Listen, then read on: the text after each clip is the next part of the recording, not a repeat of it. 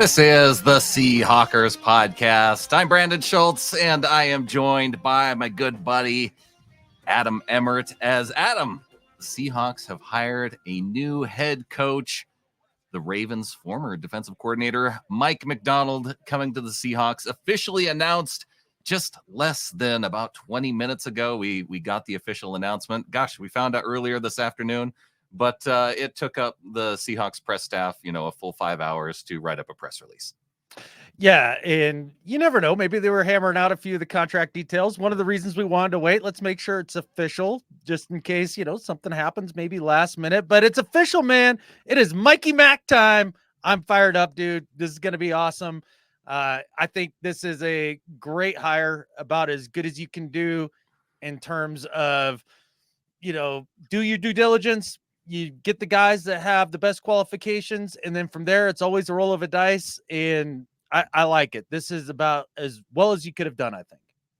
Well, and we talked about it even leading up to this hire, because you have this opportunity to go through all the candidates that you hear about, all the interviews, and you hear the pros and cons of each. You go through them, and then you get the news earlier this week that sounds like Ben Johnson is out. He's going to stay in Detroit. And then it's like, okay, well, there's one guy off the board. And it did feel like there were two candidates that Seahawks fans were kind of migrating toward. And I know we all kind of had our other favorites too, whether it was Mike Kafka, Ejiro Avero, some of the other one, Dan Quinn, we talked about him a lot. And so once Ben Johnson fell out, I think one of the reasons why so many of us too were gravitating toward Mike McDonald was that his history, not just against, Patrick Mahomes in the AFC Championship. Yeah, they give up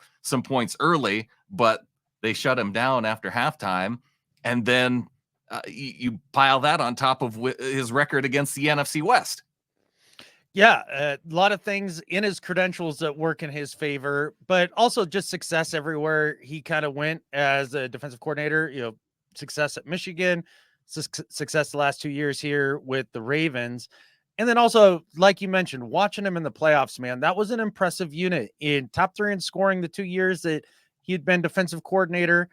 And that's about all you can ask for when you're talking about trying to get one of the top defensive minds out there. And I think that's going to bode really well for the Seahawks going forward. I know a lot of folks had their heart set on an offensive guy, and I get the reasons, and it was a legitimate, thought process and feeling, and I get it. And they may be feeling a little disappointed in the moment, but at least they went with a young guy that has new and inventive ideas right now. And I like the idea of actually going out and stopping the McShanahans from scoring all those points. And then offensively, you don't have to do a whole heck of a lot, really. You can just kind of stay on the trajectory that you're on and be ultra competitive. And I love it, man. I think the best way to beat the McShanahans is to put the clamps on them, not necessarily just turn it into a shootout. And so I think this could be just a match made in heaven for the Seahawks.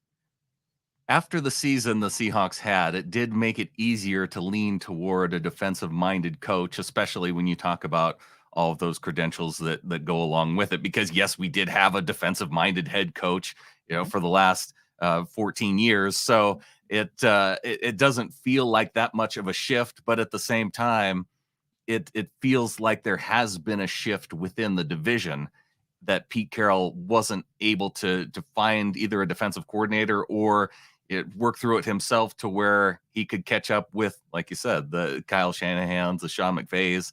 And you went down some of those defensive rankings. I mean, in 2023, points per game, defense first. I like that. I liked having that when Pete Carroll had the Legion of Boom and had one of the top defenses. Opponents yards per game, 5th, so top 5. Opponents points per play, that's one of those EPA stats. Yards per play, 2nd. Opponent third down conversion percentage, 9th, so still top 10 there. Opponent red zone scoring, 2nd. That's really appealing.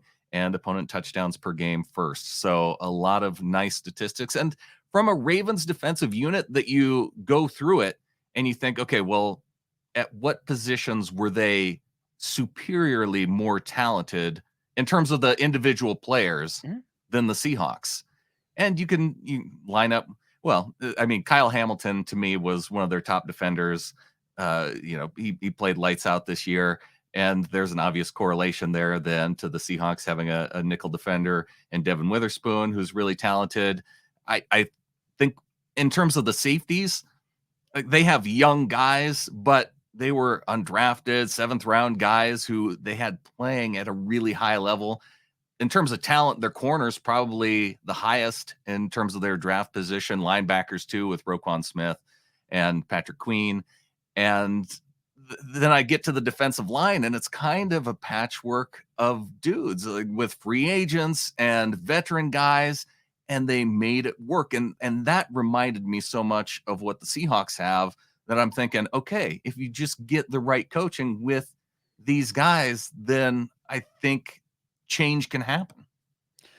Yeah, you think of the delta between the talent on both sides or both teams there defensively. And just like you pointed out, I don't think it's massive. I don't think you're looking at a team that has, just a ton of holes, like say the Cardinals when Jonathan Gannon came in. It's much closer to the talent that the Ravens have.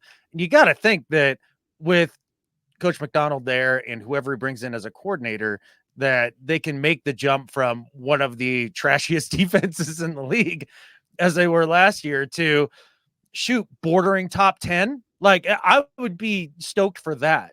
I think that would make a huge difference. That's a 2-win difference right there. If they can continue the success that they've had on the offensive side of the ball. And some people would say that's limited success. I think it's been fine, slightly above average. I think that with all that, you could be right in the mix at 11 wins and knocking on the door of, a divisional playoff game and those sort of things. I think that's super exciting. The one thing, all the X's and O's check out, Brandon. All the stats check out. The film, it checks out. What we don't know is just him as a dude and a leader of men in terms of an entire football organization. And there's no way to know it till you just throw him in there and do it. I wish we could be in there in the interviews, man. I know there's no way that that's possible, but a couple things that I'd heard on Brock and Salk from a couple different reporters. I think one was just Ross Tucker, and then one of the Ravens beat reporters talking about his demeanor, in that he's not necessarily the rah-rah, get in front of a group of guys and deliver an Al Pacino speech to get everybody pumped up. That's not his thing. It doesn't mean that can't be successful. I mean, I think of, say, I don't know, Tony Dungy, one of the more successful coaches we've Andy seen Reid. since we've been around. There's a lot of dudes. Matt LaFleur is apparently one of those dudes who's not necessarily stand in front of the room and really be inspiring guys. So it's going to be interesting to see how that works. But a lot of interesting factors, including what's going to happen with coordinators here, man. Right. Gorner Slick posting here in the chat. I'm excited to see who the coordinators will be. And of course, there's going to be some speculation until it's announced. One of the things that is really obvious to look at is some of those Ravens positional coaches that could come with him, because they could be promoted then coming to Seattle from Baltimore. Also want to say thanks to the Snail coming in, a member for 16 months here on YouTube. You can click the join button and become a member here on YouTube. Best option, not named Jim Harbaugh. W for sure. I love the Snail, man. I do, but it's the best option, including people named Jim Harbaugh, for sure. A couple of those coordinator names thrown around were quarterbacks coach T. Martin. And if you've watched college for a long time, or it's been a long time since you've watched college, he was a quarterback who played for Tennessee, probably 20 or so years ago, and is now a quarterback's coach. He's with the Ravens now. It thought to be a potential option as coordinator. Zachary Orr, another name on the defensive side, who's the inside linebackers coach. And so and that's kind of what I'm, especially on defense, if you can bring some of that, so it's not just Mike McDonald, but also other position coaches from there that can bring some of that culture, some of that, whatever intensity that they had, that same mindset. And so he can do head coaching things, but also have that influence then that carries over from what helped make the Ravens as good as they were this year. Yeah, he's going to need all the help that he can get because, again, you're kind of setting your own tone and your own culture and all that. And we'll see how much of a departure that is from Pete as well. That's going to be an interesting dynamic. But in terms of the coordinators, I don't know that we have to look specifically just at the the Ravens assistants and that sort of thing. Yeah. Basically, not only do you look there, you can look back at Michigan. You can also look back at all the people that the Harbaughs know. In all those people are going to be in play as well. I guarantee you, John's on the phone being like, "Hey, man, I know you haven't worked with Mikey here, but he's the best, and he'd love to have you come in and coach up, whatever position group, whatever it is." The only problem with that is that Jim's going to be doing the same thing at the same time as he builds out his staff. So you got a little competition there, which I find interesting. That's also another dynamic that plays into that too. There's the other former Ravens offensive coordinator, Greg Roman, who hasn't had a job since he left. And, it's not a super exciting name, but is a guy who's a veteran. And we played against Greg Roman led offenses when he was leading that Kaepernick offense with the 49ers, just, never quite able to get over the hump offensively. And the cool thing about him is that he also worked with Ejiro Evero in San Fran. So there's some ties there to where you think, man, here's a guy who interviewed as a possible head coach. Could he be out in Carolina and then maybe defensive coordinator too? So you kind of get maybe one of the potential head coaches that you're also looking at. For sure. I mean, it's possible. I do like the idea of pairing up McDonald here with a more experienced guy to lead the offense specifically. Greg Roman, you're right. It's maybe not the most exciting name, but he knows how to run the rock. He knows how to do that. And I do appreciate and like that.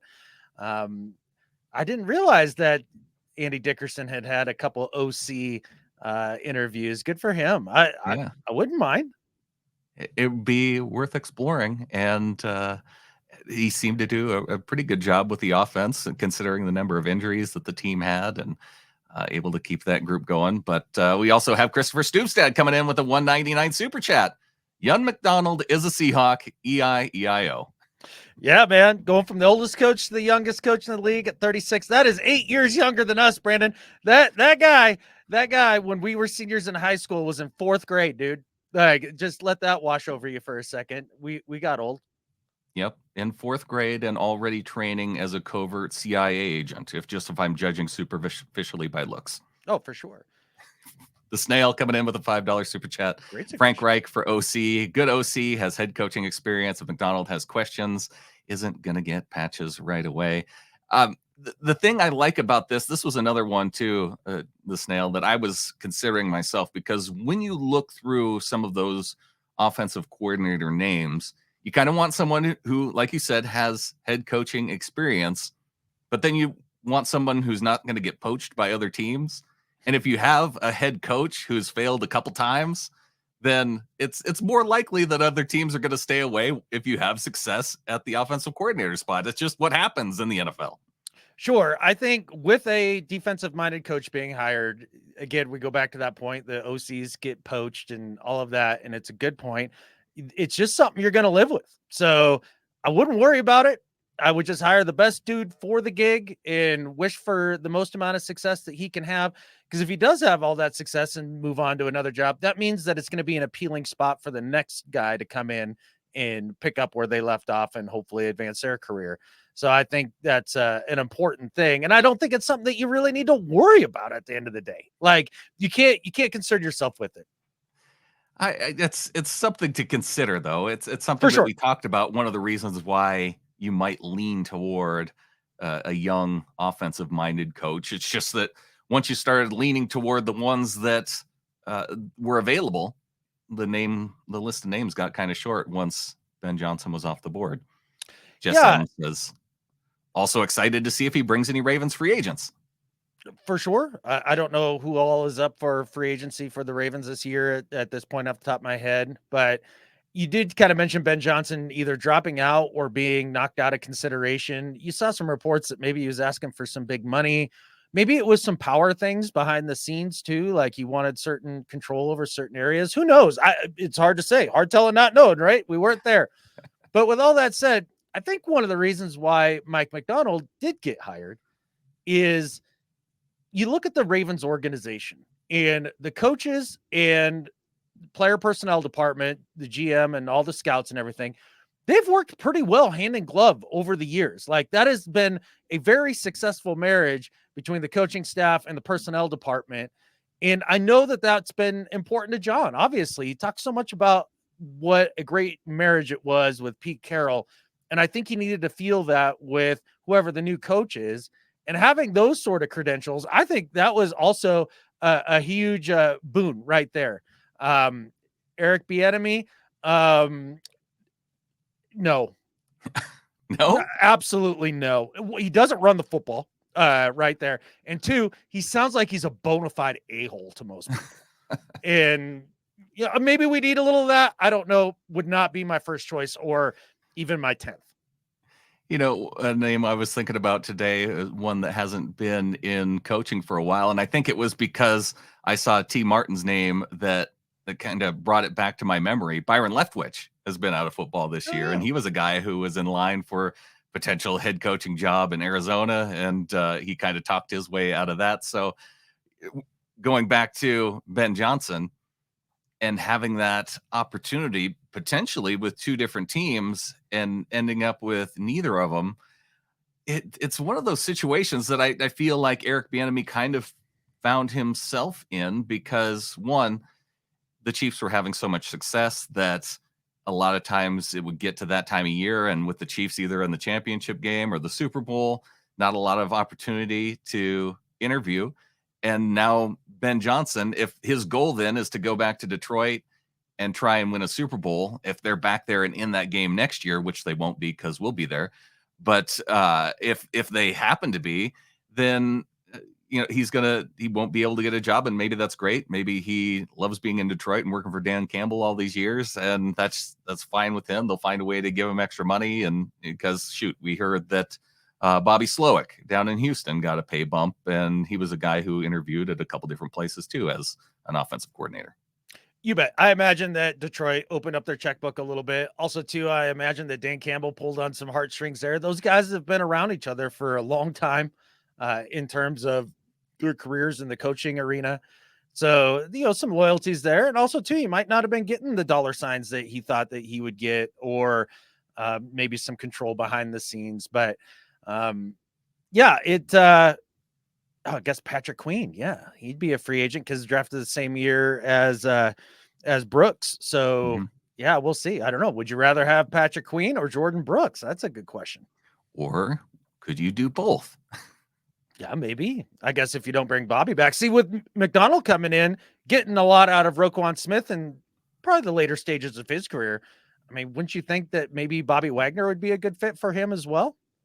It doesn't seem like it's that much of a shift to go from those guys. And obviously, linebacker is a spot too that you could end up drafting early and finding players like that or free agents who could come in and fill that. That's the thing that impressed me is how they were able to fill in with free agents like Jadeveon Clowney. Does he come back to Seattle on a relatively cheap deal? I don't know. If we get the same kind of play that he had in Baltimore when he comes back to Seattle, that'd be great. Obviously, they got more out of Clowney.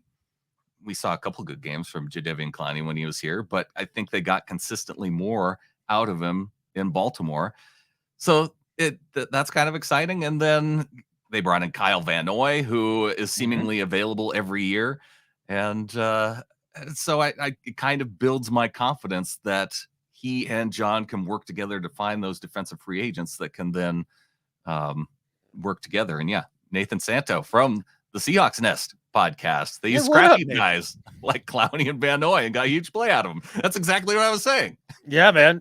You guys are copacetic and on the same page and 100% right. And one of the things that'll be interesting to see is how defensively they do building in the trenches here this next year, considering it has been a struggle the last couple of years with Pete Carroll in charge, and then obviously Schneider is the GM. Now, if we go 2, 3, 4 down years down the line here with now McDonald and Schneider paired up, and it seems to be the same struggle. That would lead me to believe that maybe this is a John Schneider issue more so than it was a Pete Carroll issue, but time will tell. It's going to be interesting to see. And it's one of the exciting parts about having a brand new young head coach. It's going to be exciting. Mike Morris played under Mike Macdonald That's at true. Michigan as well. So yeah, there's Oluwatimi on the offensive side. So at least some players who he'd be familiar with. And let's see, he goes back to, I'm not sure who may have had overlap with him at Georgia because that's where he broke into his, I think he was at Georgia then before he came up to Baltimore initially. And that was right around the 2010, 2011 timeframe, if I remember. So there might be some overlap too. And then you could look through some of those names and see there might be some other head coaching candidates or offensive coordinators who, maybe we should think about the Georgia offensive coordinator because Georgia runs a pro style offense and maybe he could bring that to the NFL too. It's all possible. Sure. And it's a lot of hard telling not knowing. We're basically pissing in the wind when we're talking about OCs and DCs at this point. None of us really know. I really want to see the presser. I think that's going to help shed some light on things. I noticed that Nathan had another comment about Leo, and yeah, that had occurred to me as well, man. Does this, to you, Brandon, does this seem like an attractant for somebody like Leonard Williams to be like, hey, I'll stick around? I would think that would be a guy that you want talent to stick around. And yeah, John Schneider didn't trade for Leonard Williams just so he could come be a rental for them to miss the playoffs. I think there had to be some strategy there of let's trade for this guy. If he comes in, does well, which he did, then we look at an extension. He's already in the building and you go out and you try and make it happen. There's obviously got to be a conversation now. I was going to say, does this make it more attractive to Leo though? Like when he's looking around? I don't know how it would make it less attractive. So I don't know. I mean, other than maybe he enjoyed his time with Pete and he's like, oh, Pete's gone. That's a bummer. And wants to, explore other things. Again, a lot of hard telling, not knowing. It is. Yeah. I do hope that they bring him back because they need talent on the defensive line.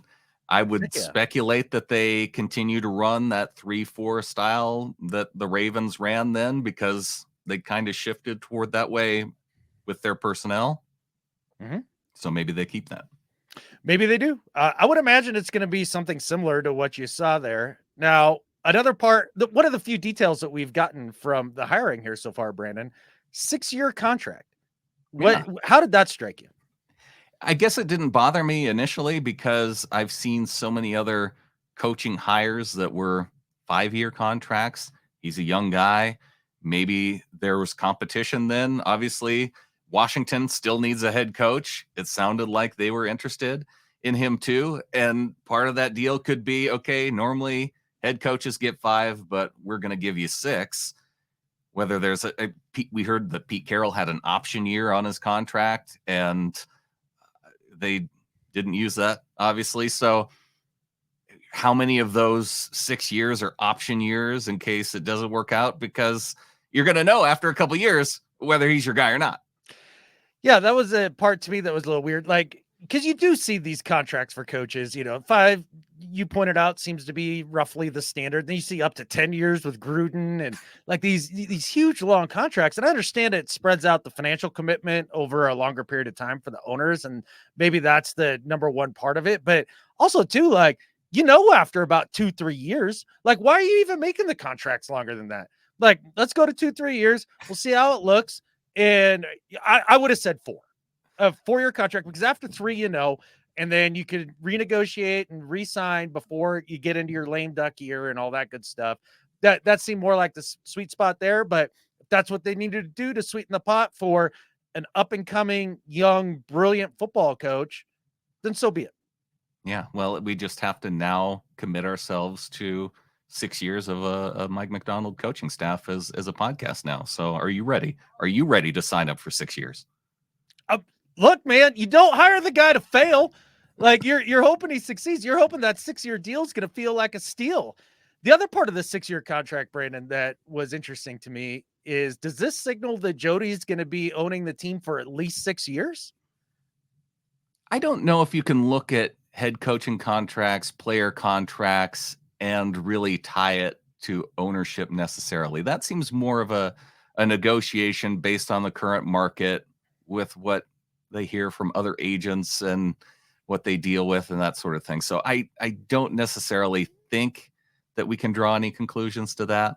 But it's an interesting thing to think about. All right, 911, our live executive producer coming in with a 999 super chat. Go Hawks, Ryan.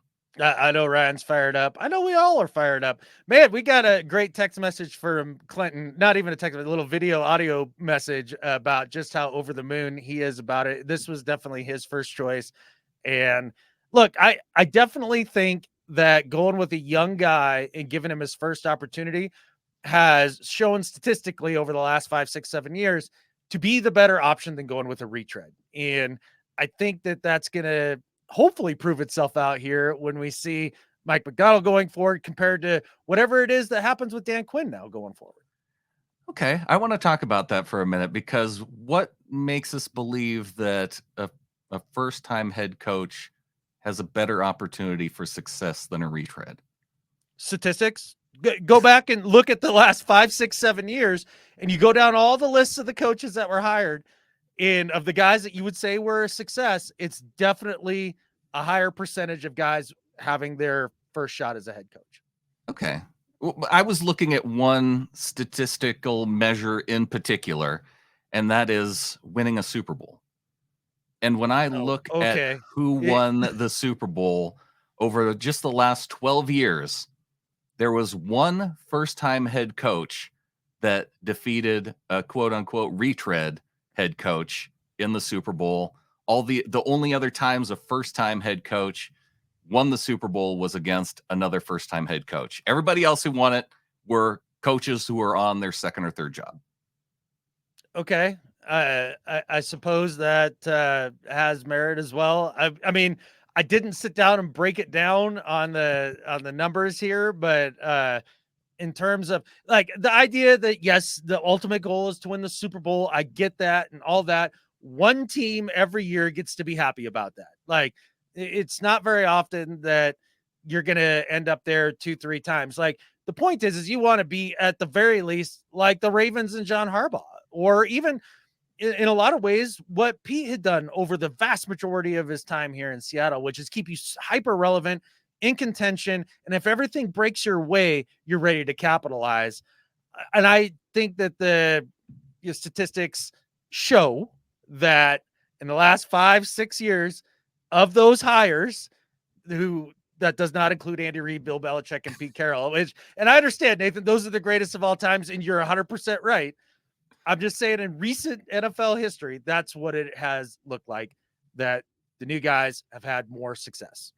Well, and Jackson Bevins too broke it down on Twitter, and that was what got the wheels turning in my mind of exactly how to measure success, because he pointed to just the number of teams in the playoffs and how a high percentage of those teams all had first-time head coaches. And like I said, that's great. It's just when it comes down to first-timers versus first-timers, those are the times where you see actual first-time head coaches getting the win. And I think you had so it was Doug Peterson over Bill Belichick was the last time a first-time head coach beat a veteran coach. And then gosh, you had to go back. I think it might have been. Well, I think feel it might like have been Holmgren that losing in the Super Bowl to Cowher. I feel like the first-time head coach versus retread, like the head coach, the first-time head coach has to beat the retread. Like I find that to be a bit of a straw man. Like they just have they won Super Bowls, like that's kind of the point. And again, I'm just looking at recent freaking history here, like not back 15 years, talking about 5, 6 years. Yeah. And I'll go grab my tablet right now and go through the names if you want, and it'll prove itself out. But point I don't being, doubt it. I also think, and by that measure, it's fine. I'm just saying if your goal is winning a Super Bowl, then I don't think I think it's statistically more toward the veteran head coaches. depending on what period of time you look at, for sure. And All time. I think that we're in a different era of football here. You see things switching. I don't Yeah. think that it's a coincidence that Saban, Belichick, Pete all end up out this year. And it's something that has been building for the last few years. The new generation of player requires a different kind of voice because of everything that they grew up with in terms of interconnectivity and, social media, all that nonsense, right? And it's changed the way that coaches have to interact with players. I'm not sure Parcells works in this era, right? Like, you Oh need yeah. a young dude. And I think that is a reason why you see them go with somebody like Mike McDonald, a first time guy, and why you see in the last few years, a lot of the younger new hires have success as well. Yeah, and I don't think you have to go with a super old guy, but Dan Quinn was obviously an option. Jim Harbaugh ends up going to the Chargers. We'll see how that works out in terms of coaches who had opportunities before. Raheem Morris, not an old guy, but has had multiple head coaching stops, at least as an interim head coach, now going to the Falcons. So, of all those guys, I kind of look at Raheem Morris and say, there's a guy who it seems to be beloved by players, could end up having success. It's the Falcons, but it's they could have an opportunity in a relatively weak division. We've got AZ Hawker saying, love the hire. The Hawks D needed new life and leadership. Now let's see who the Hawks bring in to fill out the rest of the staff. Go Hawks. Can't wait for those hires. And maybe that will help inform this next question I'm about to ask you here, Brandon.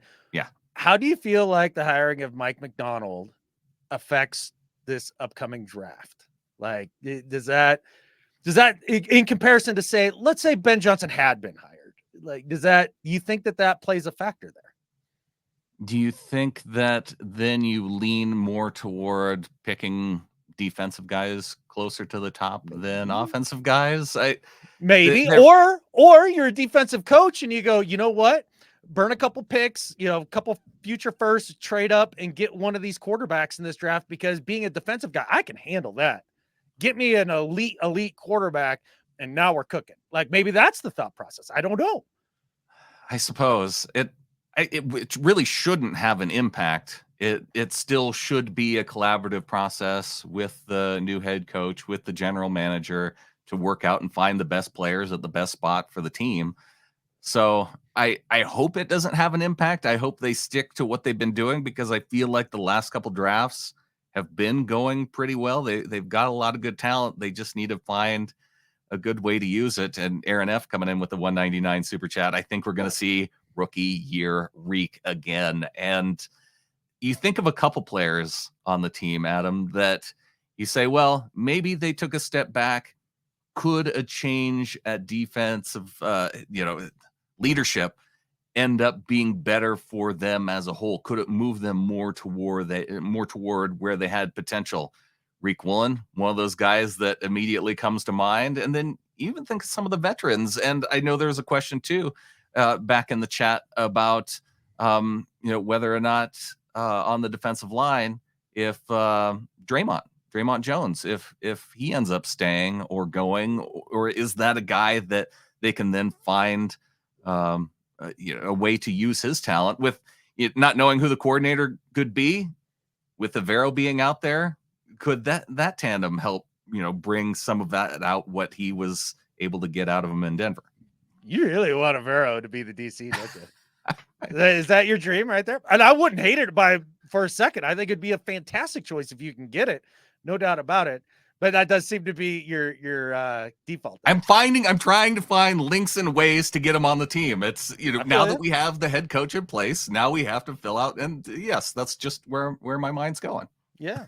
But to the idea of getting some of the younger players to play up to par, say like Reek having a bounce back year and all of that stuff, I think the key to that is going to be discipline. And I would hope that somebody like Mike McDonald, who comes from the Harbaughs, has a degree of that discipline that he can implement. Because if you listen to KJ talk about, and G Scott talk about the defense specifically throughout the season, and their complaints of the immaturity and other things creeping in that maybe took their focus off of football, we need to address that. And maybe Mike McDonald is exactly that dude. Clearly, there had come a point to where Old Man Pete was somebody that they were more or less tuning out. And to KJ's point, talking about all this, he didn't really ever handle that. That wasn't ever Pete's deal. He wanted to have a couple strong leaders in the locker room that kind of handled and policed that for him. I think McDonald's going to have to take that by the reins a little bit. It's definitely a concern, and one of the things I'm looking to watch. And I know Gornish Slick said, "I'm so pumped by how excited you guys are." I'm excited because it's new, but it doesn't mean I don't have concerns, right? Because bringing up the idea of discipline, it ends up being one of those questions because it's an unknown. There's a lot of unknowns that come along with having a young rookie head coach. And because you don't have that experience to look at and draw off of, because it's not there. And yeah, you can go through press conferences and see how they deal with the media, but you don't know dynamics inside the locker room. We do have from the Seahawks press release that John Boyle put out a lot of quotes from whether it was Patrick Queen talking about saying how he's the best head coaching candidate out there. But you also have to expect that former players and guys that played with him, like Kyle Van Noy, who also gave glowing reviews, you tend to, I don't know, you tend to be happy for a guy and talk him up when he has those opportunities. For sure. You have your dudes back, and I'm sure, McDonald and pretty much every coach has their players back when they have an opportunity to back them as well. And yeah, we talked a little about that, Nathan, like maybe he can pluck some guys out of the John and Jim tree, but like you said, Jim's filling out his staff as well. So that will be interesting. I saw this other comment here from Charlie. And I think this is super important. Look, I wanted Pete another year. And obviously with some of these new reports, maybe Pete didn't initially want to come back and then maybe change his mind, or who knows how true all that is. But I wanted Pete back for one more year. And there is a standard that had been set under Pete Carroll. And I think that there's a decent likelihood that we slip a little below that this first year as we change regimes here. There's also a good chance that it improves even and goes maybe 10, 11, 12 games. That could absolutely happen. But let's say it does go 6, 7 wins next year, but the defense is half competent and it looks like with some tweaks on offense or maybe another OC again or whatever it is that you're going to be able to build. We need to give this dude 3 years. Like we could not have a knee-jerk reaction next year, short of if he Urban Meyers it or something along those lines, which I think is almost impossible. That would have to be the one thing to where, Urban Meyer, Jim Mora, these one-timer coaches that say something that just it completely goes against what you know that a head coach should be. Yeah. And if he gives you a clue like that, then it's time to move on. But in terms of record, you're absolutely right. Yeah, there's also other clues too that you get sometimes where you're like, ugh. Like remember Sirianni's opening press conference? I heard somebody talk about that today. Yeah. And it was on Brock and Salk, and Brock was rolling, like going back over some of the Sirianni quotes, or even Jonathan Gannon. What was his thing earlier this year? I can't remember what he said to one of the receivers, but it was corny as hell. Yeah. You're like, this can't work. And then, as you go down the line, both those, I'd say Gannon had success this year considering the situation that he was in. And obviously Sirianni's gone to a Super Bowl and then led one of the worst flops I've ever seen going down the stretch of a season last year with the Eagles. But even if we have some cringy stuff come out early, stuff like that, have some patience. Yeah. Based on the vibes that I do get from McDonald, I don't necessarily think that we'll get that, but nerves have a thing of weighing on folks, and we'll have to see from that opening press conference that I'm sure we'll be covering once that happens. Tim Cox saying, love the hire. We would have easily been 11-6 if our defense could have held their own. And it's a good thought, but it's also it is thoughts like that too that I think lead us to have high expectations going into next year when we're also saying patience at the same time, right? Well, that's why I wanted to talk about that and highlight the comment there, because I think most people, especially the folks that were definitely ready to move on from Pete, they're like, look, about anybody's going to make us better than this, 10 win season, win after year, year after year after year. And that's not necessarily the case. And in fact, it's probably not going to be likely the first year with the whoever you hire. Maybe it will be. It's totally possible. I'm just saying we don't have that same continuity going forward. Certain things we can hang our hats on and know that we're going to have success. It's a whole new thing. It's uncharted territory, man. And you can either be skeptical and afraid of it, or you can be fired up and excited, man. And that's what I choose to be with this. Like, it's an adventure. Here we go. I'm ready for it. I'm ready for the adventure. I'm ready to hear the introductory press conference, which sounds like it's something that we should get coming up here on Thursday. And so after that happens, Adam, I know we'll be watching. And maybe we'll be right back here tomorrow night breaking down that press conference. If we're not, we're probably doing it wrong. And I think with that, there's only one thing left to say. Go Hawks. Go Hawks.